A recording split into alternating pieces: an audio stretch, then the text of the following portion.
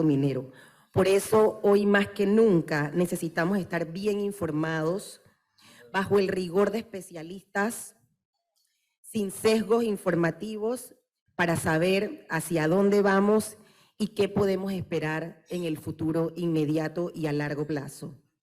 Agradecemos en este contexto a nuestros patrocinadores Internacional de Seguros, Scotiabank y Cable and Wireless Business. Nuestro invitado orador es el señor Felipe Chatman. No necesita tal vez mucha presentación porque todos los conocemos, pero para seguir con el rigor del evento voy a hablar un poco de su hoja de vida. Tiene 30 años de experiencia profesional, es socio director y presidente de la firma Indesa, firma panameña especializada en investigación y análisis económico.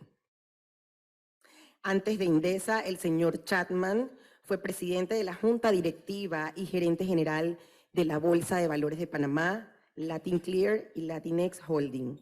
Actualmente es director de Grupo Eleta, Corporación Medcon, director independiente de Banismo y de la Fundación para la Libertad Ciudadana. En este evento invita a Más Móvil Negocios. Le damos la bienvenida al señor Chatman y le agradecemos nuevamente a todos ustedes por hacer un esfuerzo mañanero y estar con nosotros. Adelante.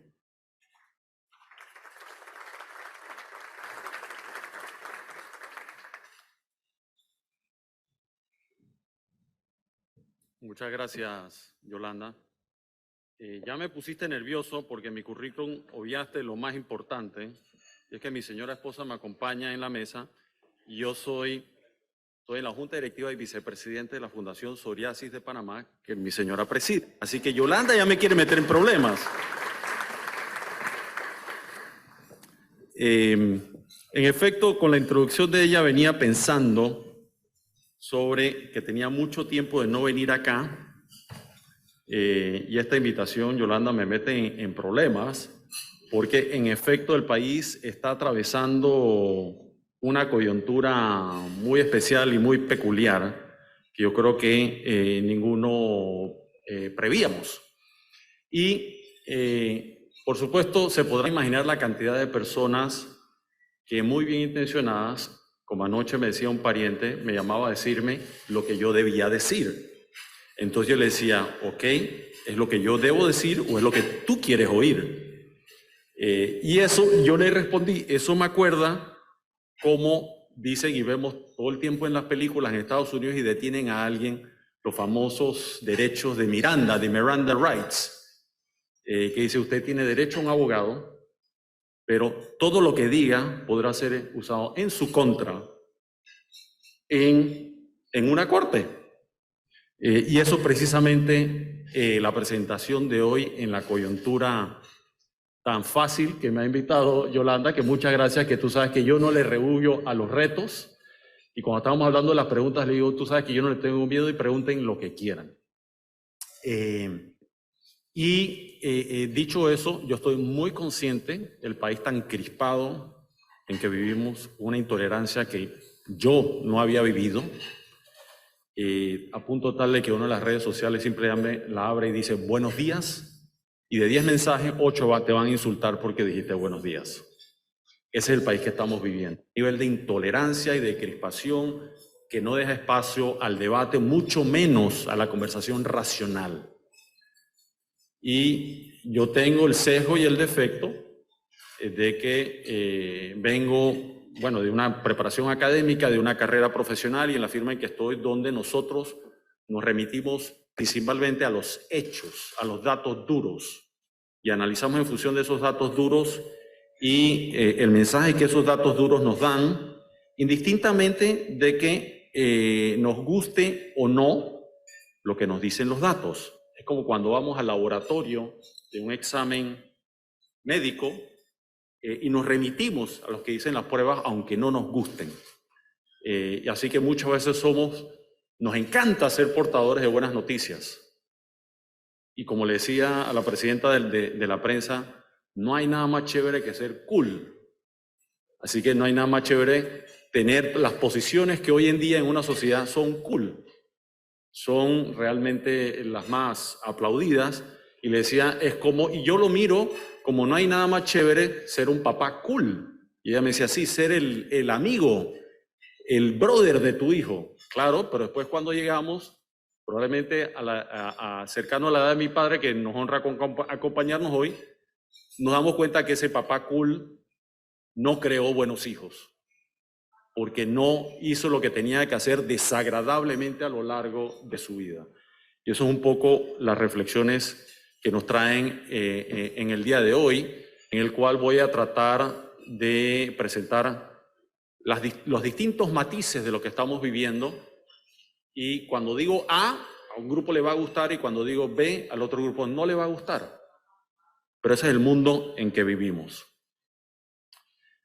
Quisiera iniciar esta presentación, y la idea es, y cuando me invitó Yolanda, es darles un pantallazo para ayudarlos a tomar mejores decisiones, entender el presente y qué puede pasar en el futuro inmediato con los riesgos que eso conlleva. En un mundo altamente cambiante, donde alguien con quien conversaba ahorita en el baño me dice, bueno, ya preparado, dice, sí, ya esta mañana estaba levantado muy temprano, y le digo a mi esposa, estoy levantado tan temprano leyendo las noticias de fuera y dentro de Panamá, porque estoy seguro que lo que puse en la presentación anoche, muchas cosas ya cambiaron esta mañana.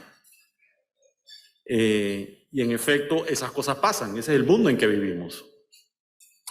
Quisiera empezar por el final, y aquí básicamente resumo el mensaje central de esta presentación, e iniciemos por el hoy, los resultados más recientes económicos. El primer semestre, paradójicamente, de este año creció cercano al 9%, mucho más de lo que esperábamos casi todo el mundo dentro y fuera del país.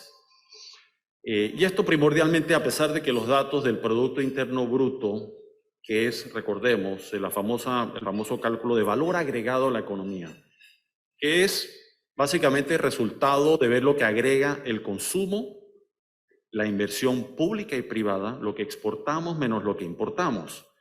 Y no perdamos de vista que de ese consumo y de la inversión es mayoritariamente privado en esta economía. Es decir, de ese cálculo, más del 80% está representado por consumo e inversión privada. Así que ese chip que a veces necesitamos gobiernos que gasten. Por cada dólar que gasta el gobierno en lo privado, hacemos 4 o 5 veces más. Y es mucho más valioso para mover una economía favorablemente las señales de mercado positivas que nos puede enviar un gobierno que el mero hecho de gastar como un fin en sí.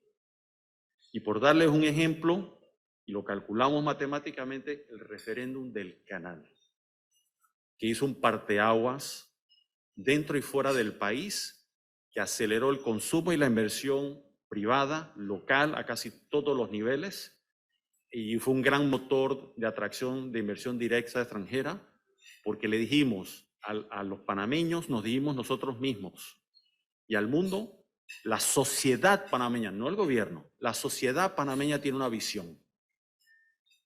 Y a pesar de que hubo 23% de panameños que se opusieron a la expansión del canal, con todo el derecho a un régimen democrático, liberal, en un Estado de Derecho, que lo defendemos, están en su derecho, y yo creo que los datos nos han demostrado, inclusive los que votamos a favor, los resultados han sido superiores a lo que anticipamos, mirando inclusive todos los estudios que se hicieron en ese momento de rendimiento económico, social, ambiental, y puedo seguir. Yo creo que no ha habido proyecto de inversión pública y privada lejos en este país tan estudiado que nos permitió tomar decisiones racionales, aunque hubo obviamente discursos muy apasionados que no se referían a dichos estudios. Este crecimiento hasta el momento estuvo primordialmente fundamentado por una aceleración de la inversión pública que, a pesar de ser pequeña, es el delta, el crecimiento ha sido mayor que los demás. Un incremento en las exportaciones, turismo, fíjense paradójicamente, versus la primera mitad del año, turismo había pegado un brinco importante después de haber sido el sector que más se contrajo en la pandemia, 58%. Transporte aéreo que casi se cerró en la pandemia. Zona libre de Colón, que obviamente en pandemia estaba afectadísimo, siendo uno de sus mercados importantes Centroamérica, que hoy en día no puede realmente exportar a Centroamérica ni una botella de agua, por lo que está ocurriendo. Y interesante, la resiliencia hasta el momento mostrada en el mercado de consumo, por ejemplo, la adquisición de viviendas, automóviles y algunos otros productos de alto valor de consumo, a pesar del aumento de las tasas de interés. Pero eso muy probablemente llega a un fin. ¿Qué estamos previendo? Ya hablamos entonces de la actual situación. Hacia adelante, ¿qué prevemos? Antes de la actual coyuntura, es decir, hace 35 días, 40 días, nosotros estábamos previendo que la economía este año podía crecer 6.2% real, extrayendo la inflación. Por supuesto que nosotros usamos datos nominales para nuestras decisiones personales y de negocios. Eso nos pone casi que un punto porcentual por encima en términos nominales, 7.1, 7.2, utilizando el deflactor que se quiera utilizar. Y por supuesto nos vimos obligados a hacer una revisión en función de lo que ha estado ocurriendo en el último mes. Mañana se cumplen 30 días. Tomamos como parangón o como referente las protestas de la pandemia, las protestas del año pasado, ambas diferentes, pero nos dejan aprendizaje. Las del año pasado fueron 15 días. Julio, que hubo una contracción, pero hubo suficiente tiempo para recuperar el terreno perdido. Y las pérdidas en sectores fueron distintas a las de esta ocasión. Nosotros estamos anticipando que el día de mañana muy probablemente, por lo menos, vamos a perder en términos reales 1.2 puntos porcentuales de crecimiento, lo cual nos llevaría en el mejor de los casos a un crecimiento de 5%, y en la medida que se va prolongando esta crisis, ese número va a seguir bajando. Ya nos está poniendo por debajo del umbral que necesitamos crecer para disminuir la tasa de desempleo y la informalidad. O sea, pongámosles ya rostro humano al entorno que estamos viviendo.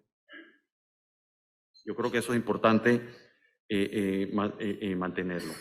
Para el otro año, todavía no hemos revisado nuestros pronósticos, que lo hemos mantenido en 4.3, una disminución de la velocidad de crecimiento, todavía de las más altas en América Latina, principalmente por dos factores. Uno, que todavía prevemos que van a continuar aumentando las tasas de interés o que no van a empezar a bajar, y ya eso está frenando el consumo y la inversión, que es lo que busca la Reserva Federal en los Estados Unidos, dicho sea de paso, y la incertidumbre típica de un torneo electoral. Y nos pusimos a examinar las últimas 6 elecciones.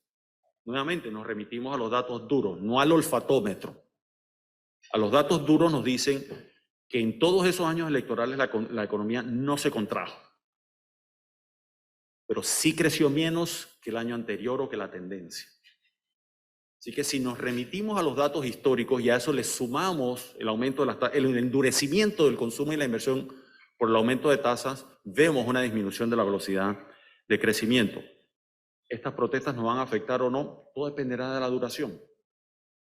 Si terminasen después de que se pronuncie la Corte Suprema, por ejemplo, que es lo que muchos deseamos, la recuperación, el tiempo de este año se agotó para la recuperación, pero probablemente tengamos el beneficio de esa recuperación el primer trimestre del próximo año. O sea que podría ser una de cal y otra de arena. Pero todo eso depende, como dicen, el jurado todavía está deliberando. Ya vimos el bosque, ahora empecemos a ver un poco algunos árboles. Desempleo, que lo veíamos descendiendo y nos los confirmó el censo del año pasado. Tendencia que estamos seguros que se va a detener o a revertir, por lo que acabo de comentar el crecimiento que vamos a tener. Y antes de esto, una de las cosas, aparte de usar datos duros, siempre tomamos datos para medir la temperatura. Hablamos con banqueros, comerciantes, industriales, en fin, para entender lo que está pasando, La última conversación que tuve con uno de esos fue esta mañana. Ya todos nos dicen que ya están viendo suspensión de contratos de trabajo, despidos, y todos sabemos y me han dicho representantes o muy bien informados de la micro, pequeña y mediana empresa que muchos van a cerrar o que están al borde de la quiebra, sobre todo en la parte occidental del país. Gente que es donde se concentra la inmensa mayoría de los empleos o los trabajos en el país. Siempre pensamos, no, es la gran corporación. No. Los más afectados, lamentablemente, como en todas estas crisis, son los grupos de más bajos ingresos y los más vulnerables. Nuevamente, pongámosle el rostro humano a eso. De allí, inflación, en el caso de Panamá, contenida de las más bajas del mundo, por supuesto. Hay algunos elementos, y recordemos que eso se mide a través del índice de precios al consumidor, que es una medición del consumo medio, del hogar medio panameño, si se quiere. Y que en el caso panameño sí, está la inflación importada que está empezando a contenerse o a bajarse. Combustibles, que es lo principal, nuestra principal importación, que son los combustibles, que depende del precio, podemos estar importando 2.000, 3.000, 4.000 millones de dólares en combustibles, mucho dinero. Para darles un ejemplo, más que lo que nos produce el Canal de Panamá a toda la sociedad. Pero en adición a eso, una disminución del petróleo, los productos derivados de petróleo, porque para efectos prácticos nosotros no importamos petróleo, sino combustibles, gasolina, diésel, que han estado a la baja. Tenemos un subsidio todavía, un subsidio a los combustibles. Que en mi caso, y esta es una opinión muy personal, yo creo que es un incentivo perverso, porque lo que hace es incentivar el consumo y en alguna medida pues estamos subsidiando inclusive productores fuera del país, porque estamos aumentando el consumo y la demanda de ese producto. En términos del sector fiscal, bueno, un reto gigantesco. Y hoy estábamos hablando casualmente de una posible revisión a la baja del presupuesto, que es una muy buena noticia, no tan buena como la noticia de anoche de que vamos a la Copa América, y que casi los aplausos se los merece el entrenador, que realmente ha sido extraordinario, y los muchachos, a pesar de que muchos discutían si nos iban a permitir ver el juego, que finalmente, bueno, nos dieron permiso. Y pudimos ver el juego. Somos afortunados. La situación fiscal, y se habla mucho de que no, es que por lo que está pasando ahora vamos a perder la calificación de riesgo de grado de inversión. No. Eso ya venía pasando hace rato. Y tenemos ahí dos mundos, lo que dicen las calificadoras, lo que dice el mercado. Panamá tiene como 45.000 millones de dólares en deuda. Hablemos de, fíjense esos montos. 45.000 millones, de los cuales 80% está en los mercados de capitales internacionales, bonos globales. Y ahí hay, no sé ni el número, decenas de miles de inversionistas hablando con su dinero todos los días. Y el mensaje que nos mandan desde hace rato es: Panamá ya no es calificación de riesgo de grado de inversión para el riesgo país de los inversores. ¿Por qué? Porque eso vino de un aumento inmenso de la deuda en la pandemia, sin un plan para reducir esa deuda de una forma igualmente a la misma velocidad o cercana a esa velocidad de crecimiento. Un deterioro paulatino de las finanzas públicas, que obviamente se ha agravado ahora por razones políticas, no fiscales o no económicas, que eventualmente puede tener un impacto fiscal por las razones que acabo de decir. Es decir, si hay menos personas trabajando, si hay empresas cerrando, si hay empresas que van a vender menos impuesto a la renta, menos ITBMS, menos ingresos. Entonces ellos lo están viendo por delante. Esto ya se venía a venir y ahora, y esto es obviamente problemas autoinfligidos. No es que esto no es la pandemia que nos vino de afuera. Entonces, autoinfligido por nuestros gobernantes y la sociedad panameña. Y muchas veces no estamos conscientes de dónde iniciamos hasta dónde termina y cuáles son las consecuencias de nuestros actos. Riesgos. Ahora mismo, por supuesto, y esta es nueva, no la teníamos hace un mes, el principal riesgo es una prolongación de la crisis por el contrato minero que contiene paralizado o afectado de una forma muy importante la actividad económica. Sectores que más van a sufrir o que ya están sufriendo: turismo, si no vean la prensa hoy, sector agro, tierras altas, de esos productores que ustedes ven en televisión, ¿cuántos de esos piensan ustedes que son de alto ingreso o son ricos? Y así puedo ir, el comercio, por supuesto, y puedo ir pasando sectores por sectores para entender los sectores que van a estar más, el transporte interno, y así puedo seguir. Ese transportista micro está sufriendo. El del camión que trae productos del occidente del país está sufriendo. Es decir, ya estamos viendo, reitero, pongámosle rostro a lo que estamos hablando. El siguiente riesgo es la sostenibilidad fiscal. ¿Por qué? Porque si se sigue deteriorando, y con lo que acabo de comentar que nos dicen los mercados, ¿qué significa eso? Mucha gente dice, eso no es conmigo. Sí. Sí es con cada uno de nosotros. ¿Por qué? Porque aumenta el riesgo o probablemente el costo de acceder a nuevo financiamiento. Primero para el gobierno, inmediatamente después para los bancos, las empresas y las personas. Es una cadena. Nos afecta a todos. Ahí ninguno salimos ilesos. Y para darles una idea, el próximo año, y aquí estoy partiendo del presupuesto, como decía, la presentación la terminamos de revisar a las 5 de la tarde, después salió la noticia, no me acuerdo ahora, de una revisión del presupuesto y cuánto va a ser el déficit, que no lo tenemos el número. Si tomamos simplemente, para dar un ejemplo, los números que teníamos hasta ayer en la mañana, nuestro gobierno necesita el próximo año acceder a financiamiento por el número no despreciable de $7,000 millones.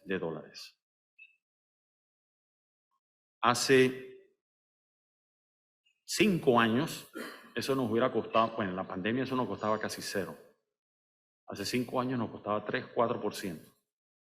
Nos va a costar probablemente, sin un deterioro adicional del riesgo país, 7,5%. Todos los que estamos en negocios, pensemos,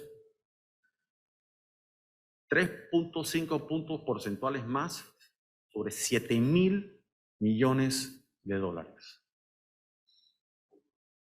Dinero menos. Esta mañana escuchaba a uno de los jubilados molesto porque no le van a aumentar y que la plata salga del Estado, que me encanta esa frase, porque cada vez que dicen del Estado yo pienso, ¿dónde está el Estado? En Marte. Los marcianos nos van a dar la transferencia, el ACH, el YAPI. No, el Estado somos todos. Y todo lo tenemos que pagar. Y si tanto dinero más se va a ir en intereses, menos dinero tenemos para pagarle a los jubilados. Y si queremos pararle esa plata, se la tenemos que quitar a alguien. Hombre, sí dijo algo que me gustó, quitémoselo a la asamblea.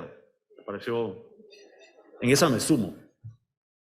Yo no sé si alcanza, pero eso me pareció muy sensato. Y él dijo, que me pareció muy responsable, que tenía de sus agremados, le decían, vamos a la calle. Él decía, no, antes de ir a la calle exijamos que le quitemos la plata a la asamblea. O sea, en esa me sumo. Muy sensato. Pero bueno, ya ahí hay toda una discusión que Trivi me pidió que ni la tocara, ¿no? Porque realmente eso lo debe pagar el Seguro Social, no lo debe pagar el contribuyente. Esa es una discusión filosófica, fiscal, complejísima. Lo otro, por supuesto, es, y por último, la política monetaria estadounidense. Ya todo el mundo dice, no, ya las tasas de interés no van a subir. Esta mañana, de las cosas que leí esta mañana, era ya, hoy sale a las 2 de la tarde las minutas de la última reunión del Comité Abierto de la Reserva Federal del 1 de noviembre. Y ya muchos están anticipando que la decisión que tomó en ese momento la Reserva Federal era porque estaba viendo, tiene la tasa de referencia. Ojo, otra cosa que decimos, la Reserva Federal no pone las tasas de interés.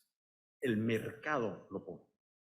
Ponen tasas indicativas de corto plazo, que son los famosos Fed Funds o los fondos federales.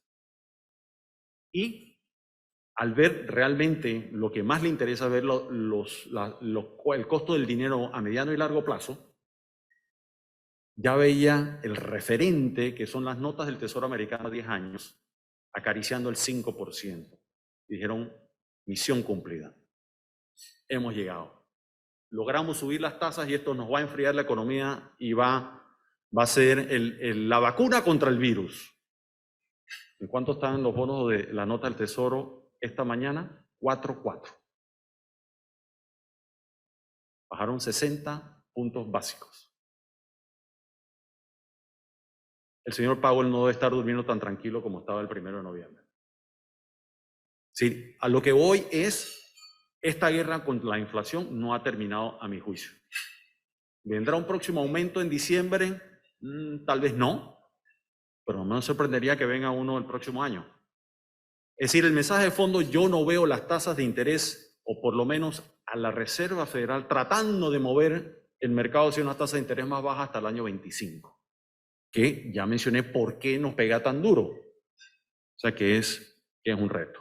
Pues entonces ya comencé por el final y espero que con eso haber tenido un pantallazo. Y de ahí voy a pasar relativamente rápido por datos para después concentrarnos en el tema del momento.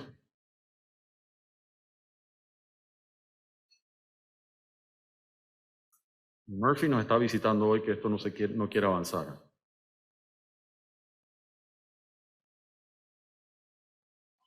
Ok.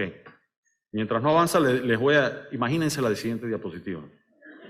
La siguiente básicamente es los datos más recientes del Fondo Monetario. El mensaje es una economía en desaceleración, todo creciendo, inclusive América Latina, creciendo, y Panamá inclusive todavía se ve entre los de mayor crecimiento en el país. Con un precio del petróleo, eso se me fue rapidísimo. Se me adelantaron como 40 diapositivas, mentira. La siguiente, por favor. Un precio del petróleo que se perfila bastante estable, que si nosotros nos hemos equivocado en un punto o medio punto del crecimiento de la economía, no, los expertos con modelos matemáticos, con chips de Nvidia en estos modelos matemáticos se equivocan bastante más en el precio del petróleo. Así que esto lo tenemos que tomar como un grano de arena. Ya está abajo lo que les comentaba de los fondos de los Fed Funds de la Reserva Federal. En el caso de Panamá ya hemos hablado de esto, la tendencia, lo que estamos previendo para el próximo año y quienes hasta el momento habían sido nuestros motores de crecimiento. En términos del mercado laboral también lo comenté ya. Teníamos una tendencia hacia la baja todavía, inclusive antes de la crisis, con un desempleo, una tasa de desempleo superior a antes de la pandemia.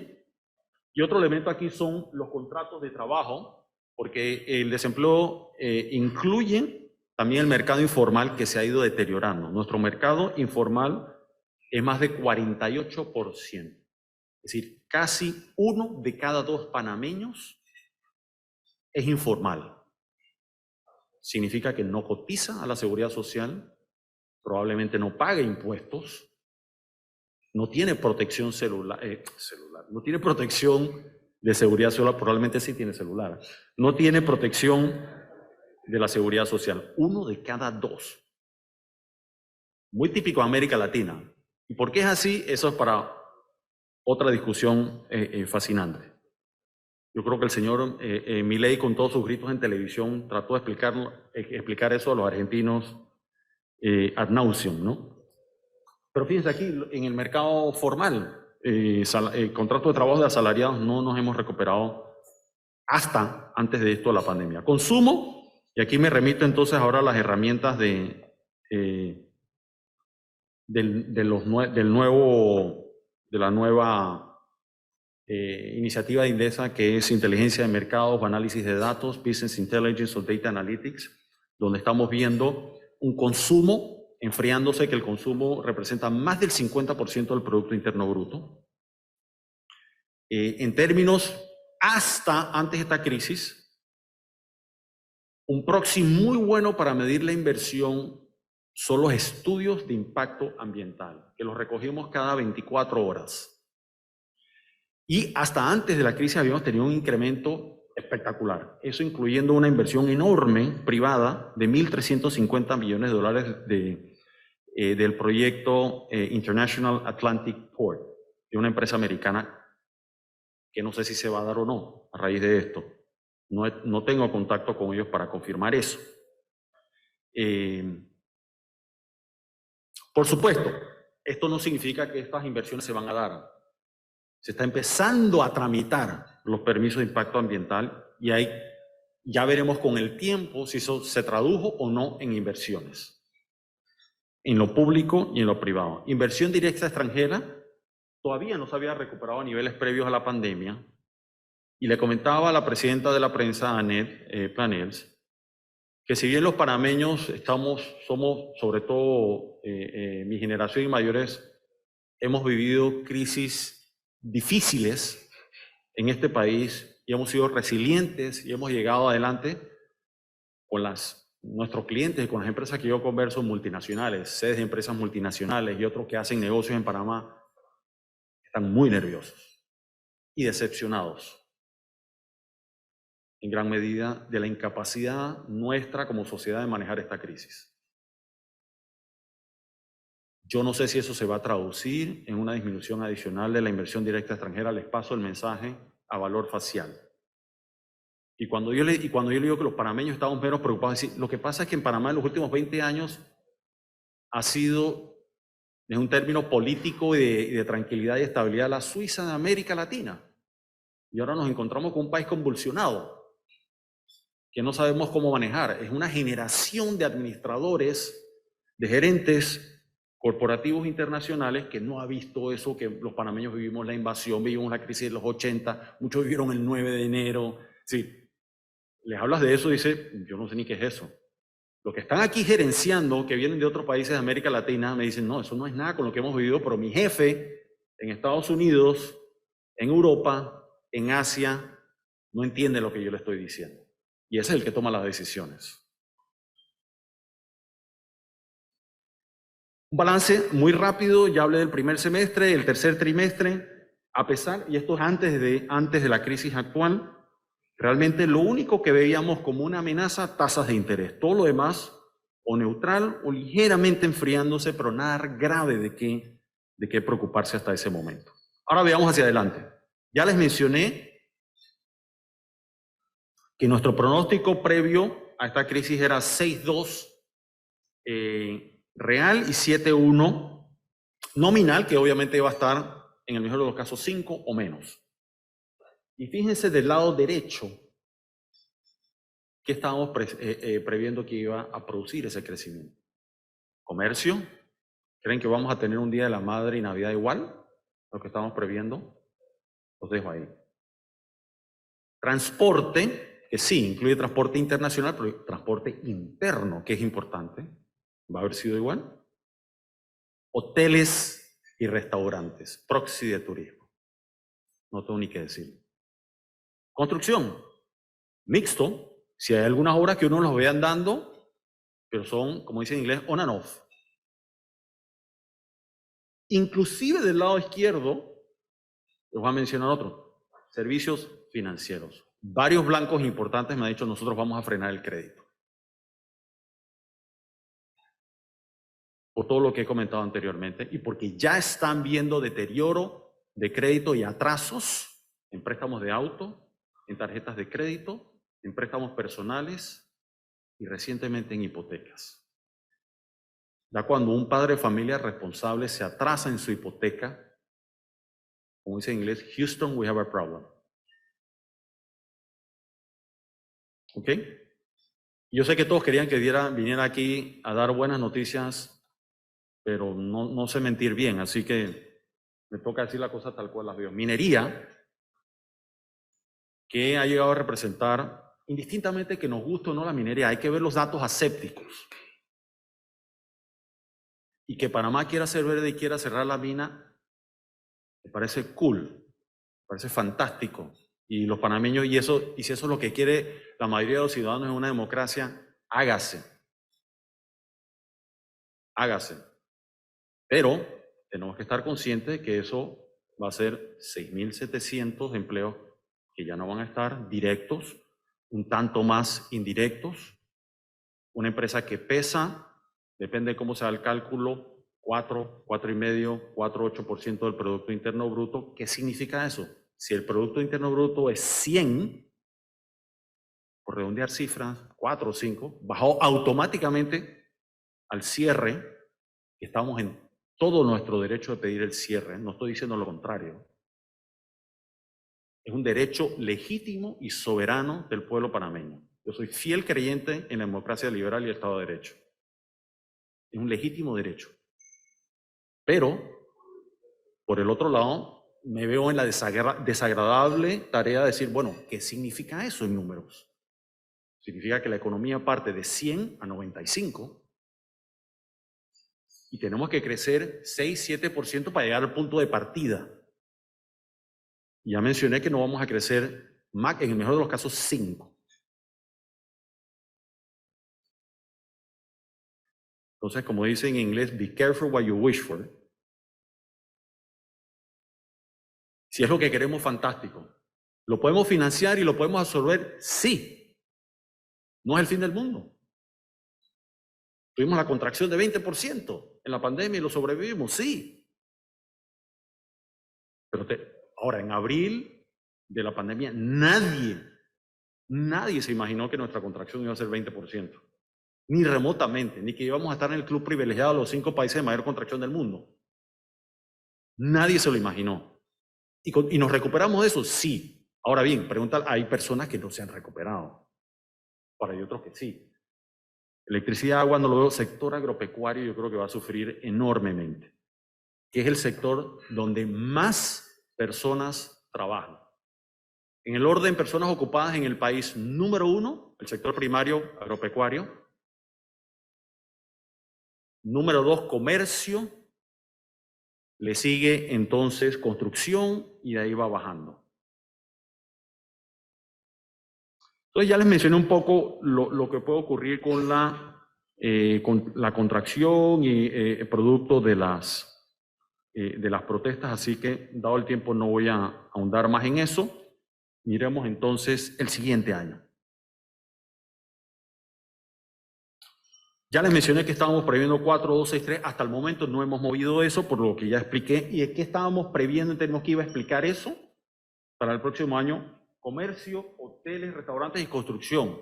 De que si hay un detenimiento o recuperamos la paz social, perfectamente puede ocurrir esa recuperación y cuidado que mejor.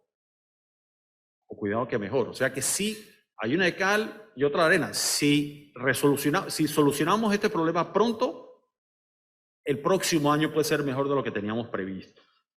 Esa es la parte buena.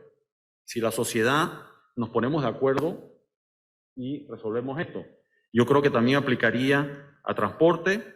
Yo creo que los servicios financieros no son inmediatos, pero eventualmente se van a reactivar nuevamente. Y el sector agropecuario. Por supuesto que van a haber unos muy golpeados que tal vez las pérdidas en que han tenido que incurrir, unos las van a poder recuperar y otros no. Ahora pasemos a la parte fiscal. La parte fiscal este año cumpliríamos con la regla social fiscal siempre y cuando no haya que devolver este año lo que ya recibimos de la minera. Si lo tenemos que devolver, que no sé si se va a devolver, se tiene que devolver o no, y ahí hay todo un debate técnico legal, no cuadramos, no cumplimos con esa regla. Y ahí el dato que yo le decía de los 7.000 millones, que los 7.000 millones son producto de 3 factores. Uno, la deuda que se nos vence en el año 24, mayoritariamente en ese caso es del mercado local de capitales, más que el mercado global. 2, tenemos que financiar el déficit que vamos a incurrir el próximo año. Y 3, el elefante de la habitación. Programa de beneficio definido del programa Invalidez, Vejez y Muerte. ¿Cuánto va a ser, Tribe? 700 millones, 800 millones. 800 millones. El que quiera tomar la apuesta se la tomo ya. Yo apuesto a que ningún jubilado va a dejar de cobrar. Las protestas ahora van a ser chichepiña. Pero no se preocupen, lo va a pagar el Estado. El marciano nos va a mandar el yapi. Hay que financiarlo. No tenemos el cash para pagarlo. Hay que financiarlo. Eso suma los 7.000 millones a una tasa de interés sustancialmente mayor. ¿Ok? Parte de este déficit se cumplió también por la operación de venta de 500 millones de dólares que le hizo el gobierno a la autoridad del canal. No perdamos de vista eso. Fíjense lo que yo les comentaba del riesgo país. Del lado derecho tenemos la calificación de riesgo. Que todas esas amenazas, no, es que primero lo que está pasando es que la minera va a quebrar el país y eso nos va a llevar a perder la clave. No, eso son exageraciones. Por supuesto que no, y ahora voy a comentar un poquito más por qué no es el caso. Y esto ya venía, y los datos duros lo dicen. El mercado ya venía anticipando un deterioro fiscal de Panamá. ¿Y fiscal qué? ¿Por qué? Porque han hecho la tarea. Porque a pesar de que la economía ha estado creciendo, los ingresos tributarios no han estado creciendo. Esa es otra discusión larga y compleja que nos lleva a pensar si debemos hacer reformas o no del lado fiscal. Pero bueno, esa es otra discusión. Que lo tienen radiografiado clarito los mercados. Clarito. Fíjense que Panamá todavía tiene una calificación de riesgo de grado de inversión de BBB-, que es el último peldaño, pero ya los mercados opinan que Panamá es un riesgo mayor que países que no tienen grado de inversión. Aquí lo pueden ver clarito. En rojo, Panamá. ¿Quién tiene cotización más baja que Panamá? Costa Rica. Nuestros amigos del partido de anoche. Costa Rica, W-. Paraguay. Y así puedo seguir. República Dominicana acercándose. Colombia acercándose. Los mercados están por delante de las calificadoras. Ahora, ¿viene o no una pérdida de la calificación de riesgo? ¿Qué significa? Yo le asigno en este momento más probabilidades que hace un mes, pero yo no lo veo ocurriendo a corto plazo. Es más, yo no lo veo ocurriendo en los próximos meses. ¿Por qué? Es una decisión de una materialidad e importancia para una calificadora muy importante. No es lo mismo pasarte de BBB+ a BBB- que quitarte el grado de inversión. ¿Por qué? Porque eso significa que hay un universo muy grande en el mundo de inversionistas que no podrían invertir en bonos de Panamá. Por dar un ejemplo, y aquí voy a inventar, uno de los inversores más grandes del mundo, el Fondo de Pensiones de Maestros de California. En sus reglas de inversión solo le permite invertir deuda de emisores públicos y privados que tengan calificación de riesgo de grado de inversión. Panamá lo pierde, y si ellos tienen dinero, cientos de millones o lo que sea, el comité de inversión ese día llama a una sesión extraordinaria y dice: 1, no se puede comprar más; 2, véndase. Y todos los que conocemos algo de negocios sabemos la concurrencia. No es lo mismo tener enfilados a 500 compradores que a 50 compradores. De allí la importancia. ¿Y en qué se traduce eso? Presión adicional al margen y a la tasa de interés al cual nos toca refinanciar. Ojo, yo no estoy diciendo que la deuda panameña hoy en día nos cuesta 7,5. No, nuestra canasta de costos hoy en día ha subido como de 3,5, 4, como a 5, porque no todo se vence el mismo año, afortunadamente. Tenemos, y eso ha estado bien gestionado, tenemos una escalera de vencimientos a lo largo del tiempo, igual que los bancos. Aquí las tasas de interés, una hipoteca, todavía, en este momento algo rarísimo, una hipoteca en Panamá cuesta menos que en Estados Unidos. Aunque yo lleve los datos certificados, notariados a la Asamblea Nacional de Diputados, me van a decir que soy mentiroso. Ya conocemos el debate que hay allí. Más baja que en Estados Unidos. Eso no va a se mantener por siempre. ¿Por qué? Porque parte importante de las tasas de interés están explicadas por los bancos que se financian con depósitos a plazo, escalonados, que no vencen de un día para otro, van venciendo paulatinamente y en la medida que van venciendo, viene la reformulación de tasas y precios al alza. Poco a poco, casi por goteo, lo tienen que ir pasando del lado activo, que no ocurre súbitamente. Eventualmente alcanzaremos y nos vamos a pasar a Estados Unidos como es lo histórico. Lo que ha explicado en gran medida el auge de compradores recientes americanos comprando viviendas en Panamá, inmuebles. Más barato que en Estados Unidos, en precio y financiamiento. Ahora, yo no sé qué va a pasar con la actual coyuntura, ¿no? Entremos ahora, como dicen, a la pechuga. ¿Qué está pasando? Crisis minera. ¿A dónde vamos, Panamá? ¿Cuáles son los antecedentes? Primero, mineros. Se aprueba un contrato, el Consejo Ejecutivo en el año 1996 aprueba un contrato de concesión que se convierte en contrato ley en el año 97, que por mucho tiempo operó una minera global que se llama Inment. En el año 2003 se le vende ese contrato a First Quantum por 5,000 y tantos millones de dólares. Todavía no era inconstitucional, ya invirtieron 5,000 y tantos millones de dólares.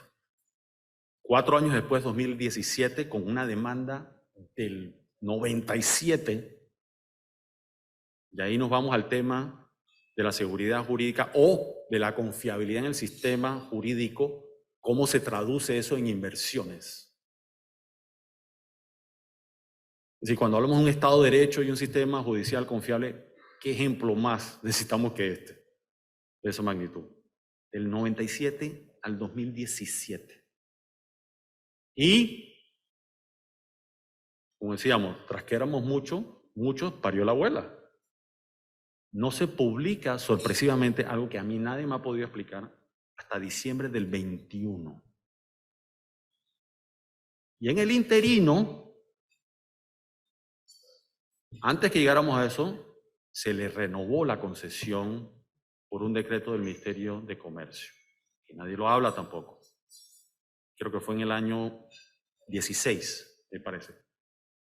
Hay que reconocer que no había sido inconstitucional hasta ese momento. Mi opinión, y este es mi sesgo, yo he venido diciéndolo por años, en Indesa lo hemos venido diciendo por años, y voy a hacer un paréntesis aquí. En Indesa, que somos varios socios, tenemos de todo.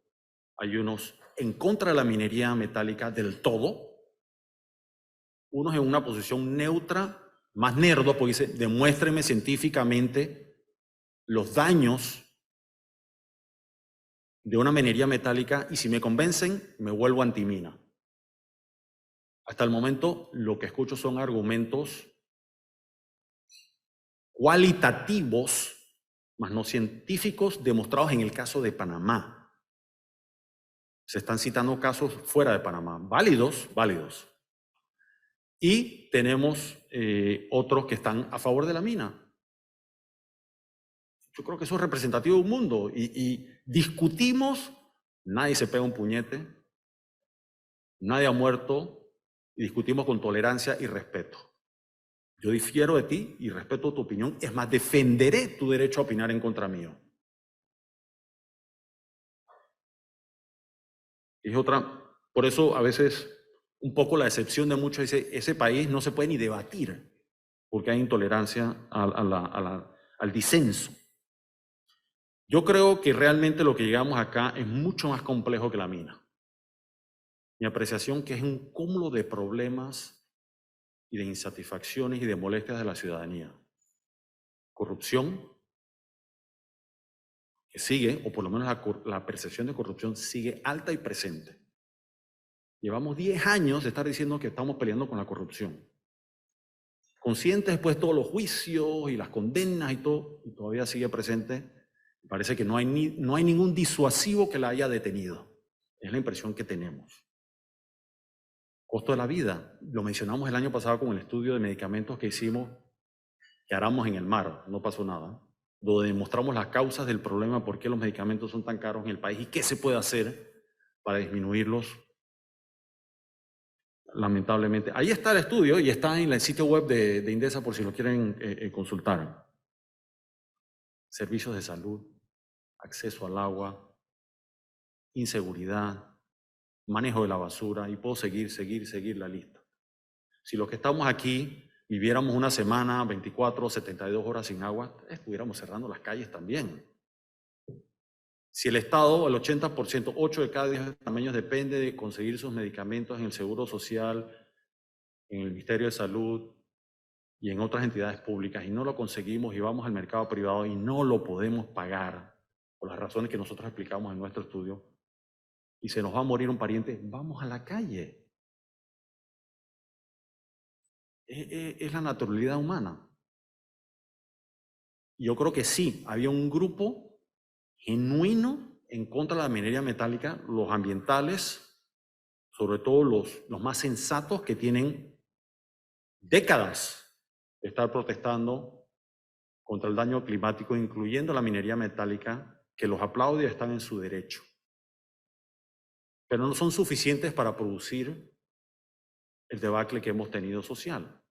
Yo creo que el detonante fue un contrato que se llevó a discutir a la Asamblea, mal manejado el debate. Muchos dicen que no fue. Primero, en una democracia liberal, los congresos, las asambleas son el órgano por excelencia que representa a los ciudadanos y donde se deben debatir los temas cruciales de la sociedad. ¿Fue democrático ese debate? ¿Cómo se escogió quiénes iban a hablar? ¿Escuchamos propuestas concretas de cómo atender el problema? Se tomaron en cuenta.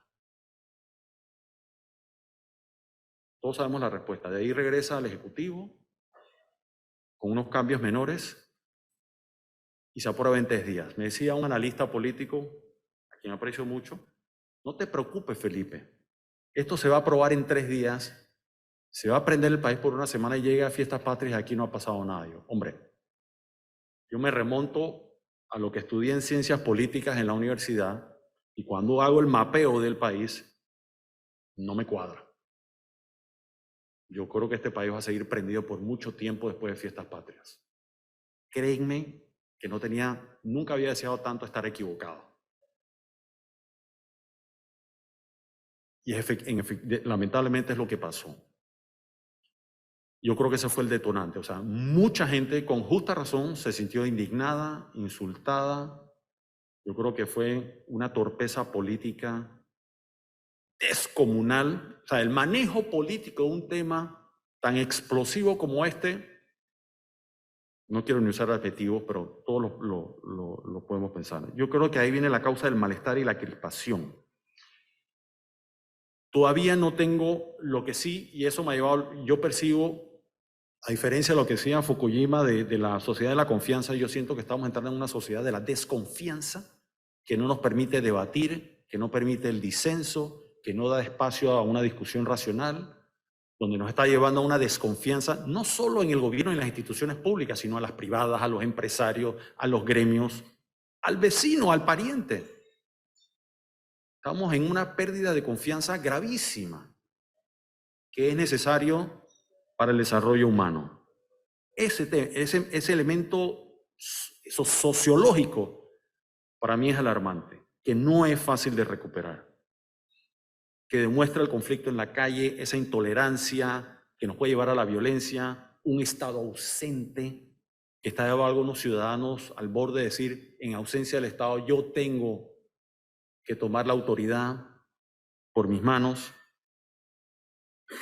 Y de ahí está el tema, el reclamo, derogación versus constitucionalidad. No hay un debate racional ahí, aquí se hace lo que yo digo o se prende el país. ¿Es eso democracia? Tienen todo el derecho a tener su posición y a reclamarla. Y si los que estamos en desacuerdo decimos, o aquí se hace lo otro o se prende el país, nos vamos a la calle todos. Y prendemos el país y nos vamos a tiro. ¿Así se resuelven? Lo comento para que lo pensemos.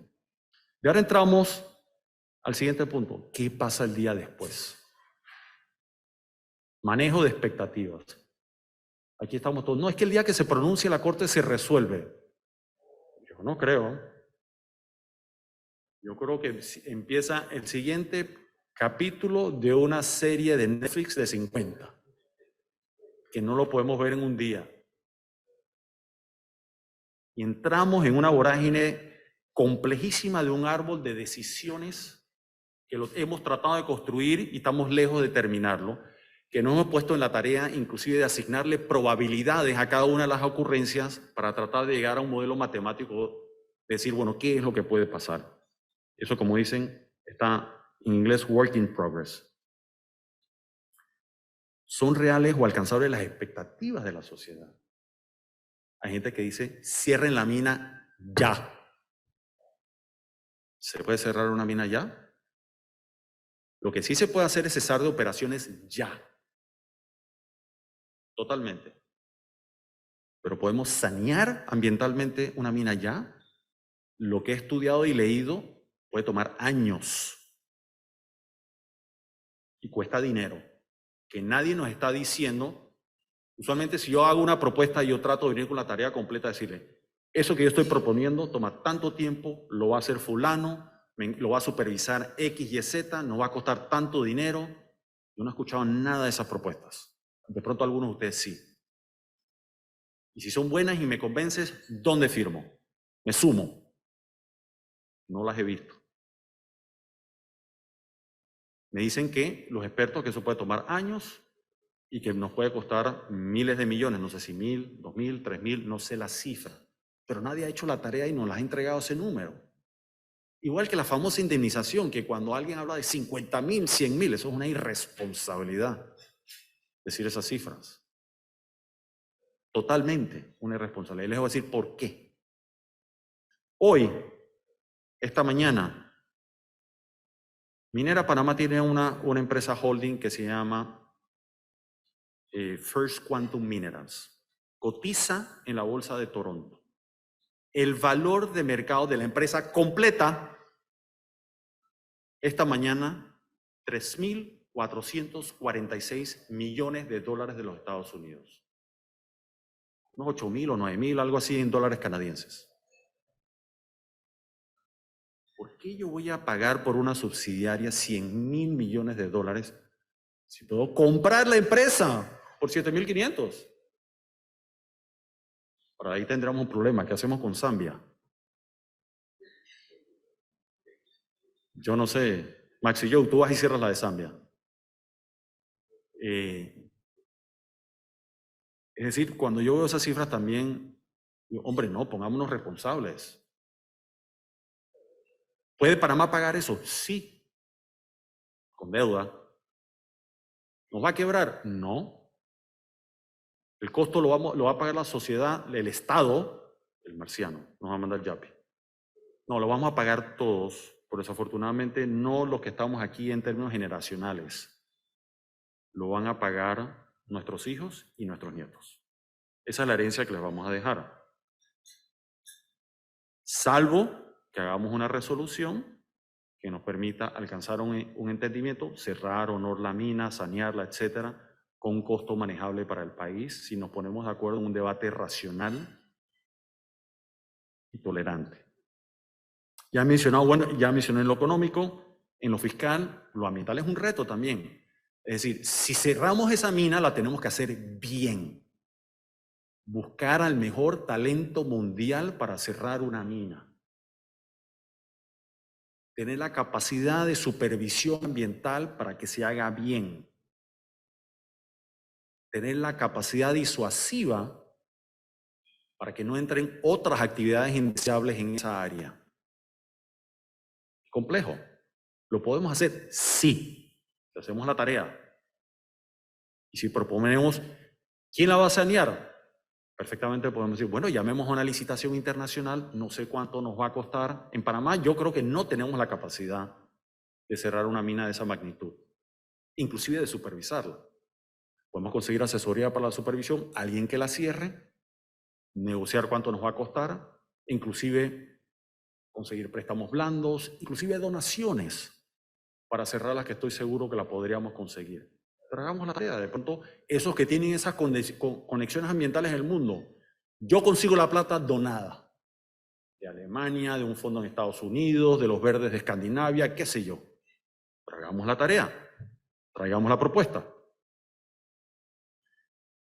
Implicaciones de un posible arbitraje o no, y cierre, ya hablé de cierre la mina, arbitraje. El arbitraje ahí es asumiendo que los tenemos que sacar. Y otra discusión, si First Quantum se puede quedar o no, indistintamente que sea la decisión, o si ya, igual que el gobierno nacional, que se le agotó el capital político, o lo equivalente a First Quantum o no.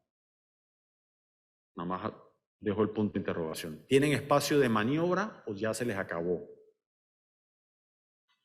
Y aquí a lo que voy es, aquí hay dos discusiones que se han mezclado, o múltiples, es actividad de minería metálica, contrato que no me gusta, operador que no me gusta o no me gusta, gobierno sin capital político. Todas mezcladas, las metimos en una licuadora.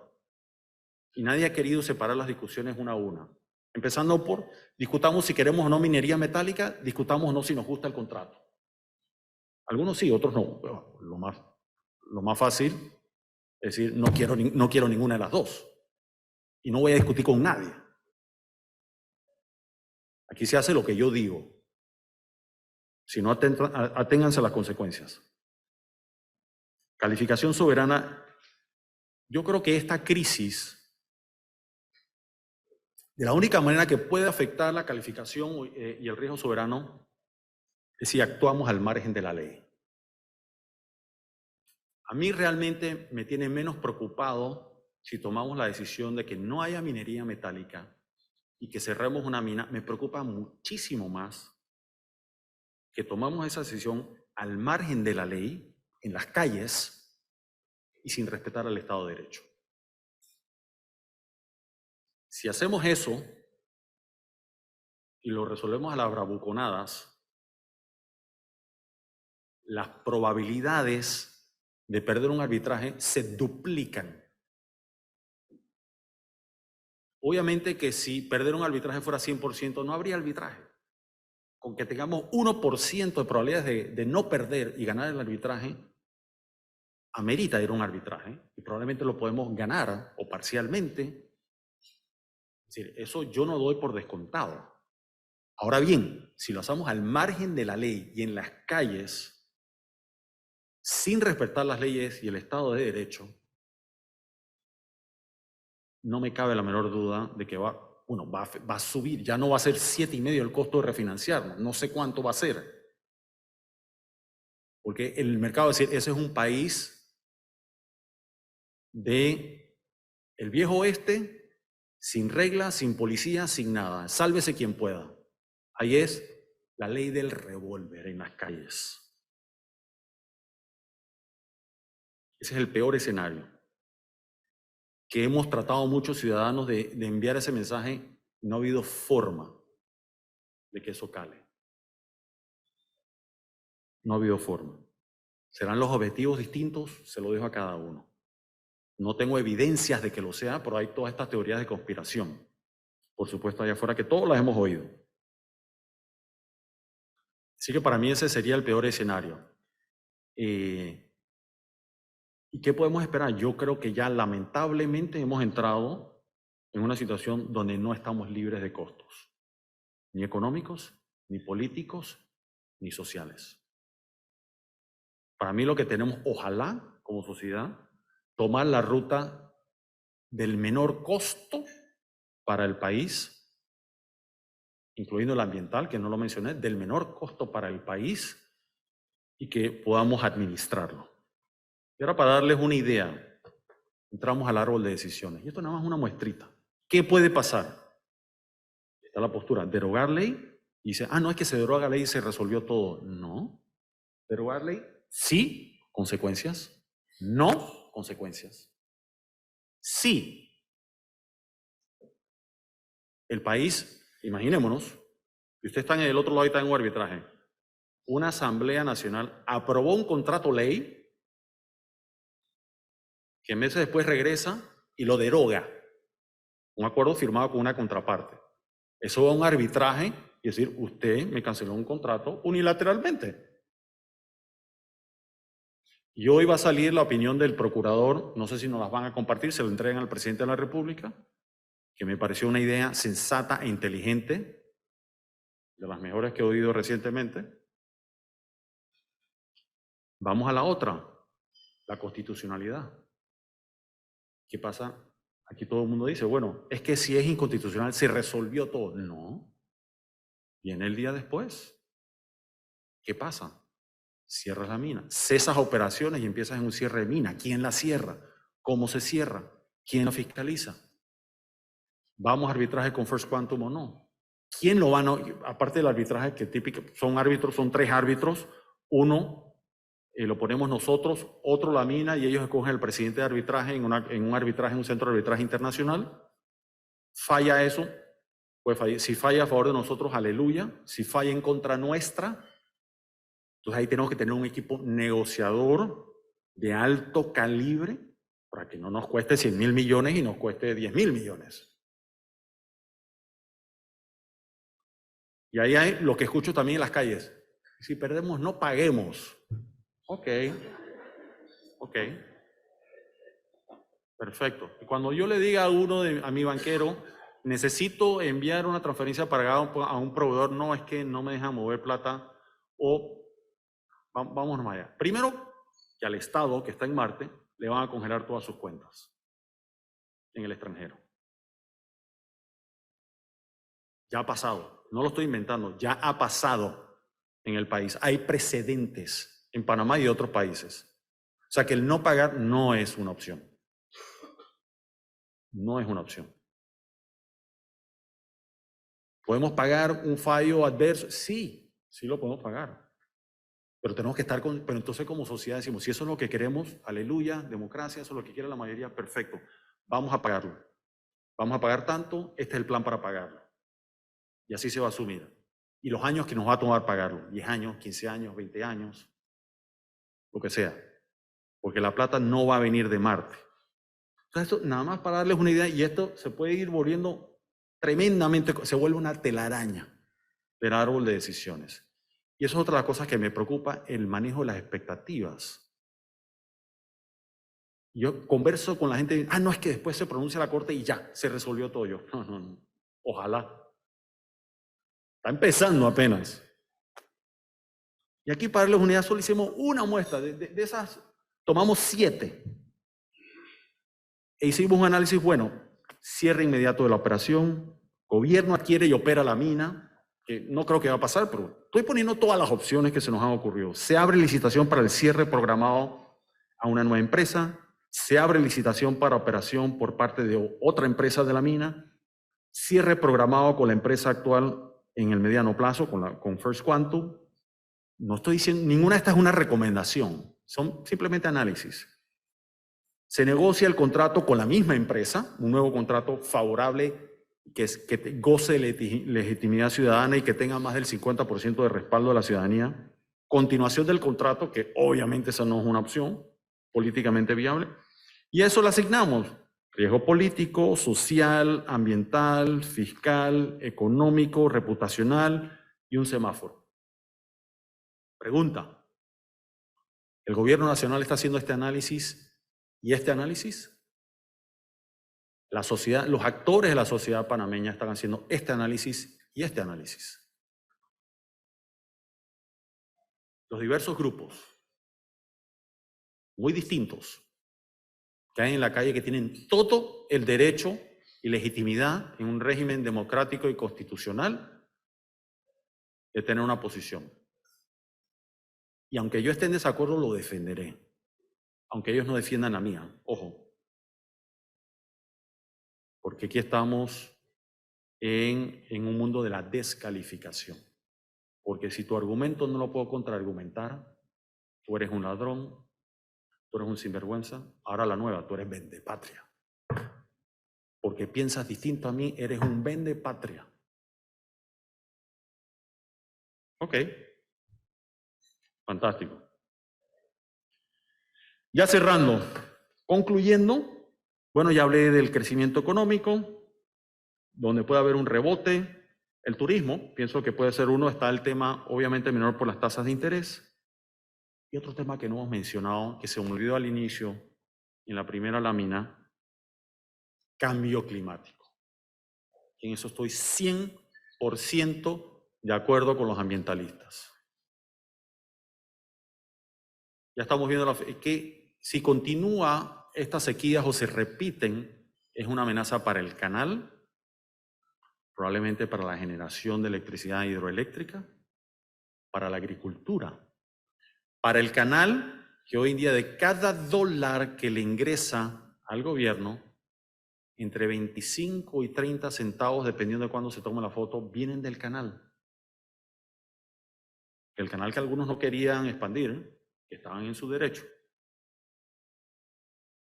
Miren la dependencia que estamos creando sobre el agua, y los ciudadanos nos opusimos y muchos se siguen oponiendo a que hayan nuevos embalses. Aunque cada día la amenaza para el consumo humano y la operación del canal es mayor. Nadie está debatiendo eso con datos duros. No hay decisiones en la vida libre de costos. Cuando uno calcula los costos que uno calcula cuál es el menor costo o cuál tiene el valor presente superior de esas decisiones, esas potenciales decisiones. El mundo no es binario, hasta donde yo sé. Hay unos que sí, que ven en su forma de pensar, que están en su derecho, ven el mundo binario, de unos o ceros, sí o no, todo o nada, blanco o negro. Mi apreciación es que vivimos un mundo mucho más complejo que eso.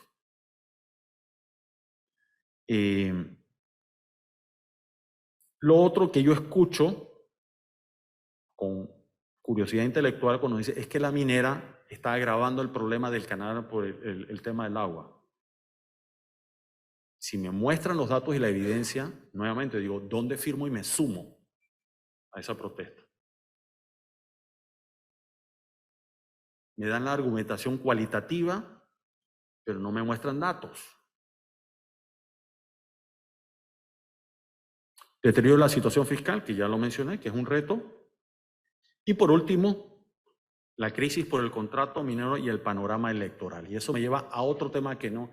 Ahora, algunos piensan, y tienen derecho a pensarlo, que esto se debe resolver a través de un referéndum, un plebiscito, una consulta pública. Otros, que encuentro muy interesante, resolvámonos en las urnas el 5 de mayo y que cada candidato a presidente y diputado nos diga qué piensa del tema y qué propone, cómo manejarlo, cómo costearlo, cómo financiarlo.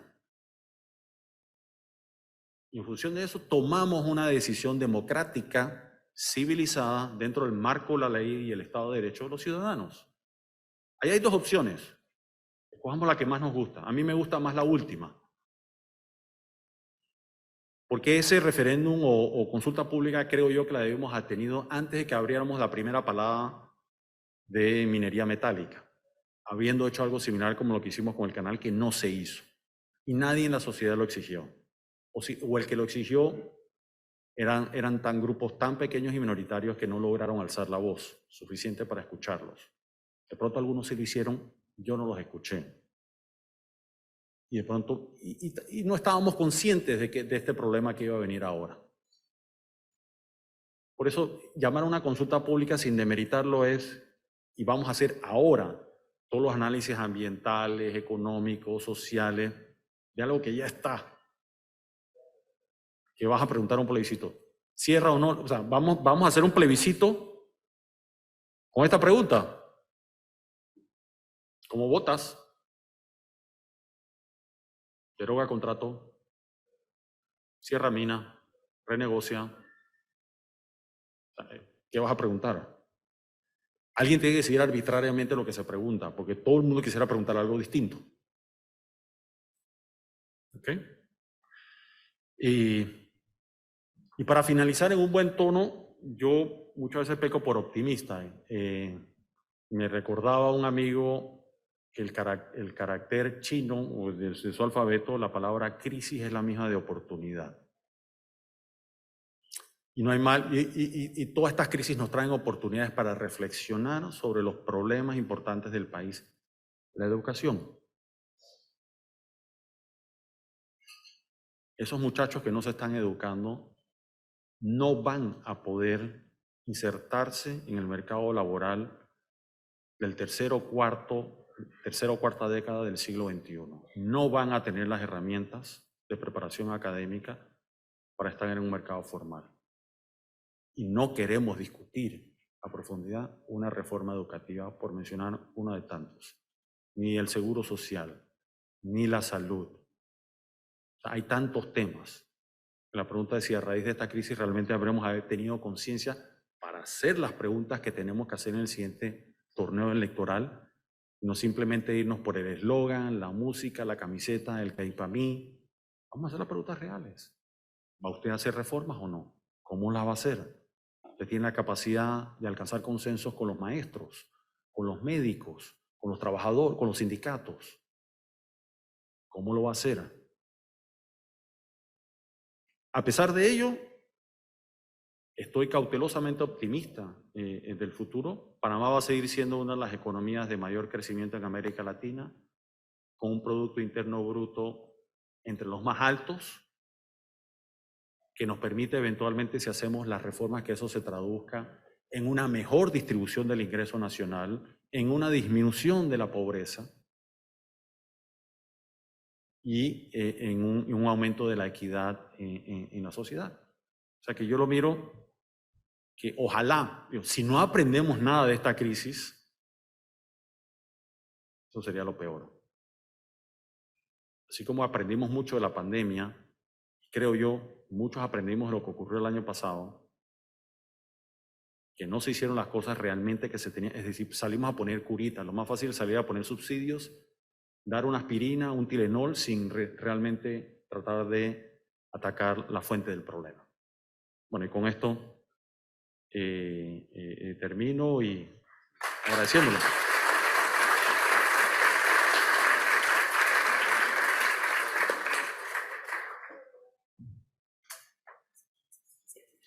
Vamos a dar espacio al periodo de preguntas y respuestas. Agradecemos nuevamente a nuestros patrocinadores y a todos los presentes y nuestra audiencia vía Zoom. Les recuerdo que en sus mesas tienen unos pequeños QR, por esa vía nos pueden hacer llegar sus inquietudes.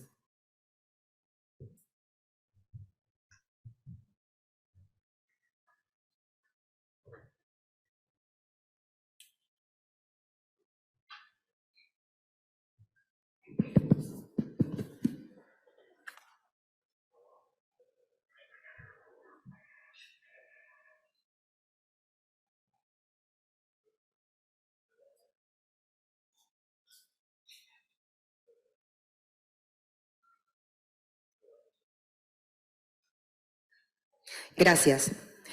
Usted dijo en algún momento, empecemos por la pechuga, así que yo voy a continuar con la pechuga.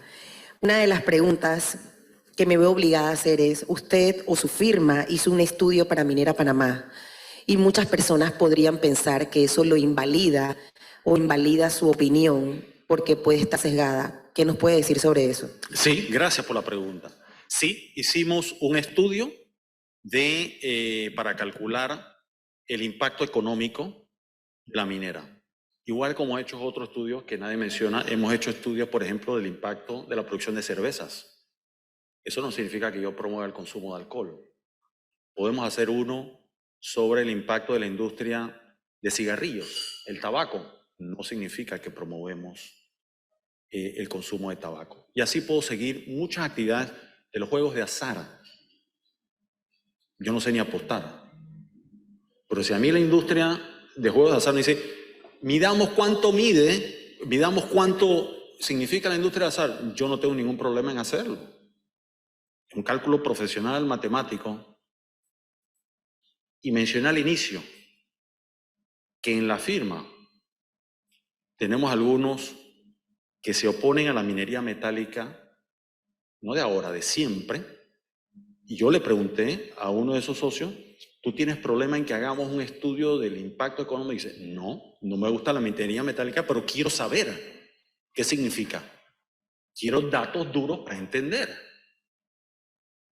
y quien mira las presentaciones que hemos hecho, en rojo, grande, dice, esto no es una opinión que endosa la actividad de minería metálica.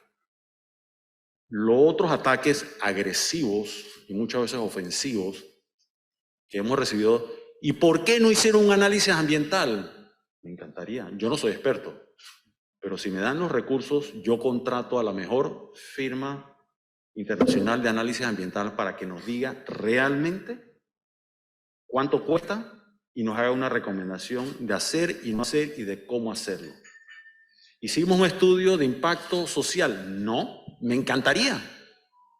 Igual como se hizo con el canal, no hay cosa que más me gustaría que se hayan hecho todos los estudios que no se hicieron. Nos dieron recursos muy limitados, dicho sea de paso, para hacer este análisis económico. Y asimismo lo haría para otras industrias, aunque inclusive hay firmas como la nuestra e internacionales, Banco Mundial y algunos otros, que por ejemplo miden el impacto económico del narcotráfico. ¿Eso significa que endosan el narcotráfico? No, es para entender la magnitud del problema y si ataco el narcotráfico, ¿cómo lo hago? Con suficiente información. Muchísimas gracias.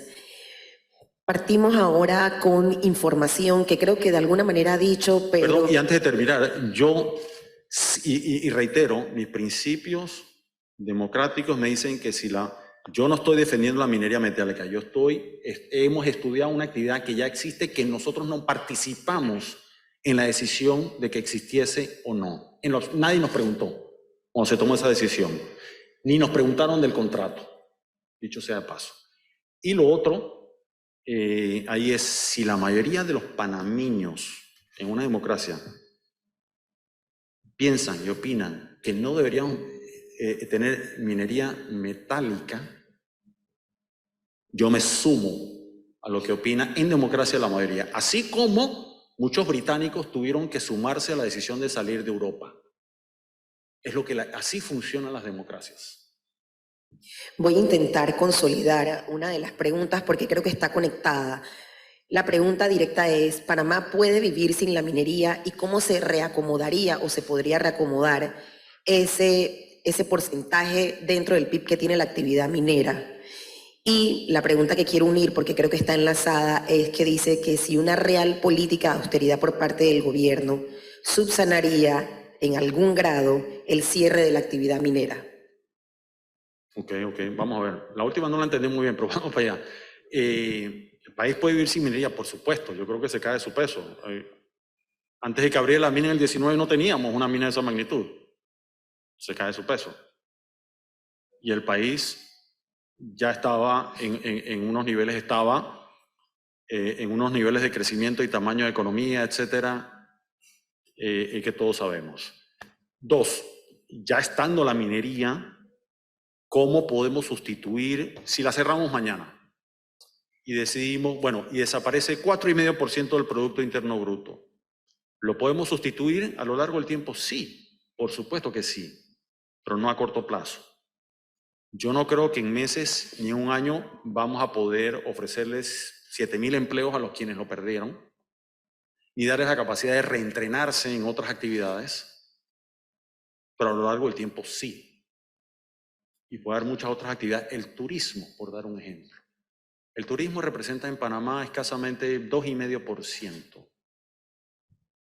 No tenemos una estrategia de país ante el turismo. Actuamos desagregadamente entre todos los actores, a diferencia de Costa Rica, República Dominicana y México, que tienen una estrategia país de sociedad y la han mantenido a lo largo del tiempo. Y a pesar de ello, fíjense cómo es Panamá, este país que algunos dicen que es de corcho, en algunos momentos el turismo ha sido el mayor productor de divisas del país y navegamos sin mapa. Imagínense si nos ponemos de acuerdo y desarrollamos una estrategia, el potencial de eso. Lo dejo ahí. La siguiente pregunta era política de austeridad por parte del gobierno. ¿Qué tanto peso tendría en este contexto actual? Y por parte de usted, ¿cuáles piensa que son los programas menos eficientes? Si usted fuera ministro de Economía, ¿cuáles fueran los programas que usted anularía. Empezando por la primera. Uno, sí, yo creo que hemos entrado en una fase, es más, debimos entrar en una fase mucho antes, después de la pandemia de austeridad, para empezar a atender el déficit fiscal, el endeudamiento y, por supuesto, cuando ya se amenazaba un incremento de las tasas de interés, acelerarlo, por lo que nos iba a costar. Así que la respuesta es sí. Lo segundo, gracias a Dios no soy ministro de Economía, y ojalá no lo sea porque lo que le toca al siguiente gobierno va a ser un reto impresionante. Es más, comentaba en la televisión el otro día que yo me quito el sombrero por el entusiasmo de tantos panameños que quieren ser presidentes con los retos que tenemos por delante. Mi admiración. ¿Y qué recortaría? Muchas cosas. Yo empezaría primero a hacer una revisión exhaustiva de los incentivos fiscales a la empresa privada, de las exenciones fiscales, de los subsidios y la asignación de los recursos públicos, haciendo un análisis en función de los recursos que a uno le entrega la sociedad en un rol fiduciario como buen padre de familia, cómo los invierto mejor. ¿Dónde le da más rédito a la sociedad? En función de ese análisis, no usando el olfatómetro y la intuición, sino en función científica, ¿dónde están los mejores resultados para la sociedad? Haría una priorización y los que están en la parte baja de la lista empezar a recortarlos o en alguna medida rediseñarlos. Muchísimas Eso gracias. incluye los subsidios. Yo no estoy diciendo que hay que eliminar todos los subsidios. Realmente entender, hay subsidios que una sociedad con pobreza todavía necesita y ayuda a la gente a acceder a movilidad socioeconómica. Si lo hace, yo estoy a favor. Si no lo hace y es paternalismo y clientelismo y política, estoy en desacuerdo. Preguntan si hay un número ideal de funcionarios, hablando de planilla estatal, del tamaño. Yo no creo que exista tal como un número ideal. Lo que sí les puedo decir es que cuando miramos a América Latina, somos el segundo país en el mercado de empleo que más personas están ocupadas en el sector público después de Argentina. Yo creo que el nuevo presidente electo, Milei, como que les dijo a rabiar a los argentinos qué significaba eso. No voy a entrar en temas más polémicos que la mina, o igual de polémicos, pero sí, es altísimo. Y los datos duros lo dicen, es altísimo. Y la pregunta es, ¿por qué? Por varias razones. Por nuestra política clientelar, no de ahora, de décadas, y porque muchos de esas personas que trabajan en el sector público no consiguen trabajo en el sector privado. O no pueden ser emprendedores o independientes. ¿Por qué? Por la educación o el entrenamiento académico inadecuado para subsistir, prosperar en el mercado en la tercera década del siglo XXI. O sea, eso está explicado y demostrado que si no le damos a esas personas que tienen el derecho a trabajar, si no consiguen un empleo, no pueden subsistir independientemente, lo que ven como tabla de salvación es trabajar para el Estado. Hablando de eso y de esa falta de oportunidades y también de habilidades que se necesitan, sobre todo de los estudiantes que cursan la educación pública, también hay un tema importante que es la fuga de talento. Por un lado tenemos a los jóvenes que no están bien capacitados y por otro tenemos a los que sí están capacitados, pero que, al igual que como usted mencionó, gerentes de multinacionales sienten decepción, nerviosismo y uno constantemente escucha tanto a los jóvenes como a sus padres, mejor vete de Panamá. Sí, hay jóvenes talentosos, altamente preparados académicamente que se están yendo del país. No es obviamente a los niveles de Venezuela, Nicaragua u otros países, pero sí lo suficientemente para que sea una preocupación. A mí me duele en el alma porque yo estudié en el noreste de los Estados Unidos y me gradué en mayo del 89. Imagínense el año espectacular de este país y regresé. Me he podido quedar en Estados Unidos. Regresé.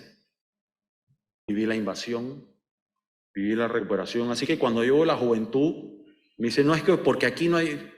Yo a veces, pero digo, mi generación regresamos, inclusive en el peor momento de la dictadura militar, que no sabíamos que después venía una invasión militar. O sea que a mí me cuesta, pero digo, es una realidad con la cual hay que lidiar. Entonces ellos lo que ven, bueno, este es un país donde no se debaten los problemas, donde los políticos ya vivamos décadas, donde nadie quiere atender los problemas realmente del país, que simplemente aquí se aplaude al que invierte más en cemento y concreto, y ese es el gran presidente, o los grandes presidentes, y es una competencia para ver quién gasta más, y eso lo hace más o mejor presidente. Nadie debate políticas públicas, nadie quiere hacer reformas.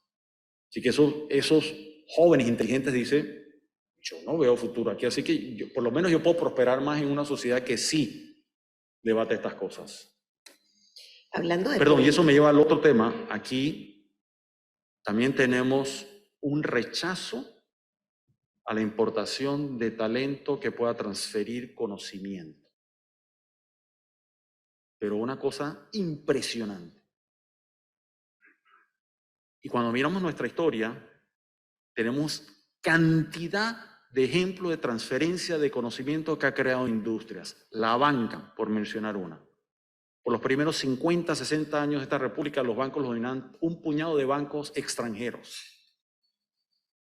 Después, por muchos años lo dominaron bancos locales, de capital local, y hoy bancos de capital latinoamericano, pero corrido administrado por panameños, donde hubo transferencia de conocimiento. El canal, hubo transferencia de conocimiento y lo manejamos mejor que los que lo manejaban antes. O sea que abundan las pruebas de que esa transferencia de conocimiento importando talento selectivamente produce prosperidad. Mencionó el tema político y la falta de políticas públicas, por llamarlo de alguna manera, pero aquí hay una pregunta que creo que tiene total relevancia y conexión con ese tema, antes que mencionara lo de la transferencia del conocimiento, y dicen, ¿cuál es el fenómeno local? Si el mayor detonante de la crisis que estamos viviendo actualmente es la corrupción, y en paralelo, uno de los candidatos con mayor popularidad es uno de los señalados por corrupción. ¿No es incoherencia entre lo que decimos, pensamos y actuamos como ciudadanos? Muy buena pregunta, y eso es un fenómeno sociológico complejísimo. Sin ser experto en el tema, yo creo, nuevamente regresamos al tema de la educación y dónde está mi tabla de salvación. Y yo creo que ya hemos pasado a un tema de la corrupción pública o en empresas a una corrupción de la fibra moral del país. O sea, esa corrupción, que cada vez es más grave, ha ido fracturando la columna vertebral de la sociedad.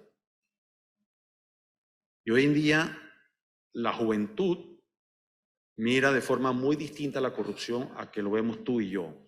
Y la ve menos ofensiva que tú y yo. Muchos de la juventud, no todos, no quiero generalizar. Y están dispuestos a participar en ella. O sea que ahí tenemos un problema de la sociedad que hay que atender. Perdón, y otra cosa, la corrupción, no hay país libre de corrupción, pero hay que tener los disuasivos para minimizarla lo más posible. Si no hay consecuencias, va a continuar habiendo corrupción. Y cuando digo consecuencias, no hablo de manipulación del sistema judicial, que debe ser, todo mundo tiene derecho a un Estado constitucional y un Estado de derecho a juicios justos e imparciales.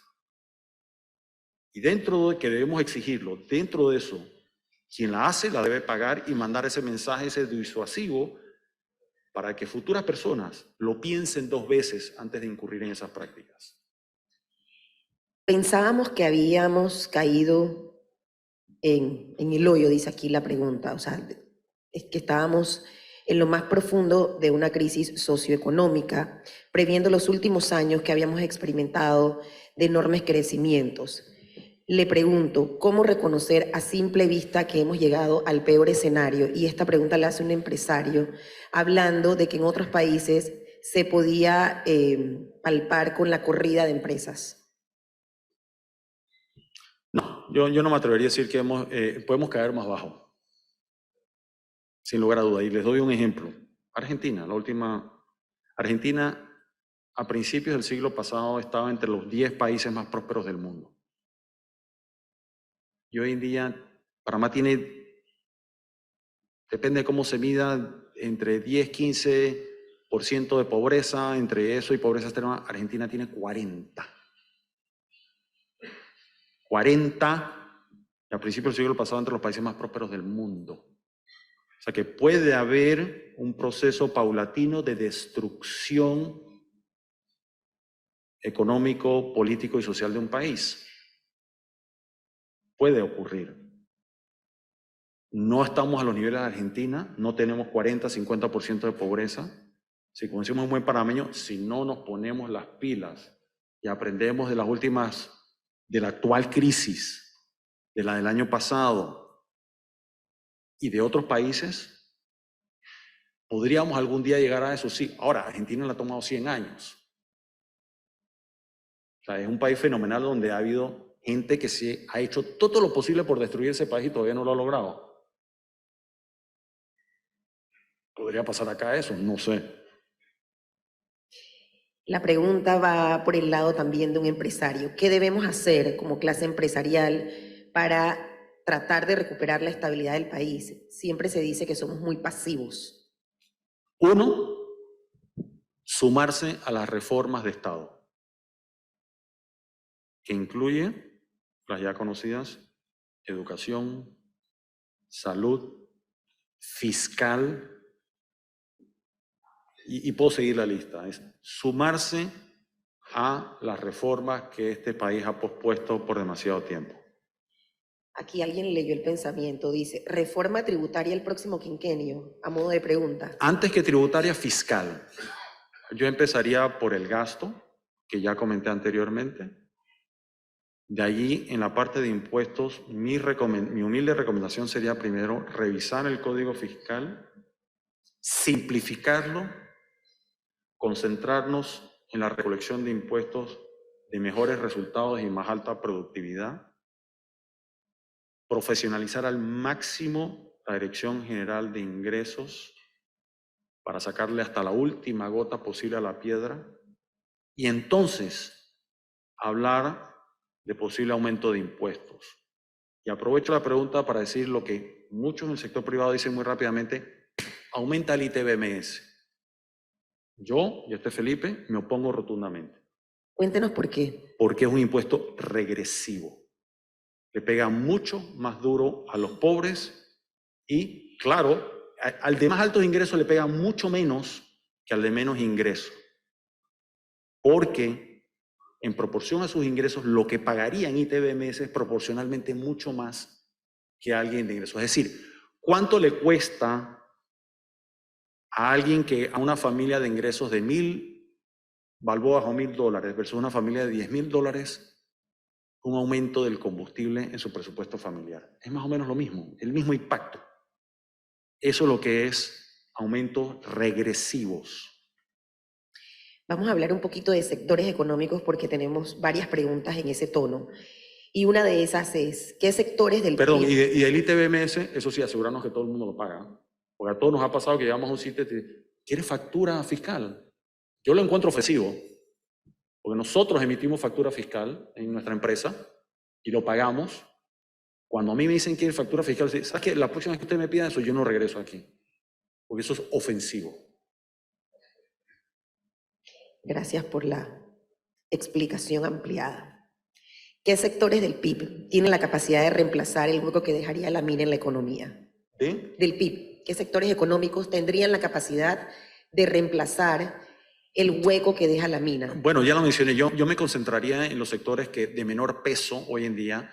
Es decir, un comercio que representa 18%, está duro que cubra eso.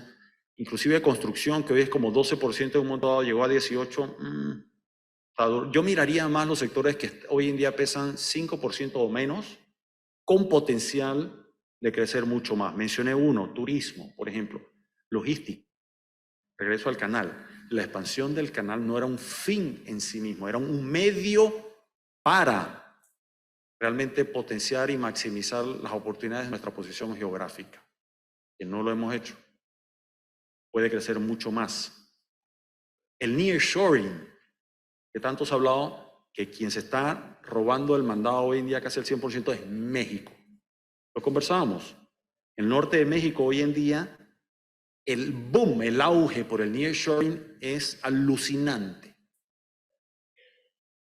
Y aquí lo estamos dejando como ver pasar los barcos de lado. Y así puedo decir varios más.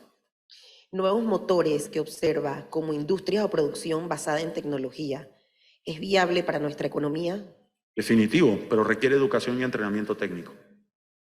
Es decir, ¿por qué empresas de tecnología deciden ir a Costa Rica versus Panamá? Educación, educación, educación.